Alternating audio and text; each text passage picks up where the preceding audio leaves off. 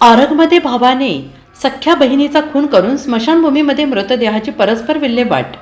कर्नाटक राज्यातून मिरज ग्रामीण पोलिसात गुन्हा वर्ग केला आहे. आरग गावात पतीला सोडून दुसऱ्या जातीच्या तरुणासोबत पळून गेल्याच्या रागातून सख्या भावाने 27 संतोष शेळवी वय वर्ष 24 या विवाहितेला विष पाजून खून केल्याची थरारक घटना आरग गावात घडली. पुरावा नष्ट करण्यासाठी आरोपीने आरग येथील स्मशानभूमीमध्ये मृतदेहाचे परस्पर दहन करून विल्हेवाट लावली. मृत 27च्या प्रियकराने कर्नाटक येथे पोलिसात तक्रार दिल्यानंतर हा खुनाचा गुन्हा उघडकीस आला आहे.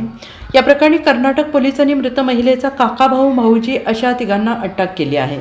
27 ही विवाहित असताना 17 फेब्रुवारी रोजी 27 आपल्या पतीचे घर सोडून प्रियकरासोबत कर्नाटक येथे पळून गेली होती. त्यानंतर हे दोघेही बेळगावमध्ये भाड्याने घर घेऊन राहू लागले होते.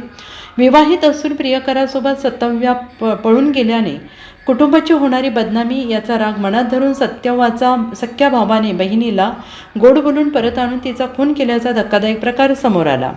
27चा खून करून मृतदेह आरग स्मशानभूमीमध्ये जाळून विल्हेवाट लावली.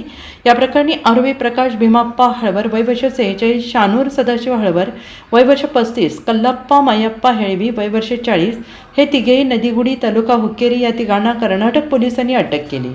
आरग येथे हा खून झाल्याने कर्नाटक पोलिसांनी प्राथमिक तपास करून हा गुन्हा मिरज ग्रामीण पोलिसात वर्ग केला आहे.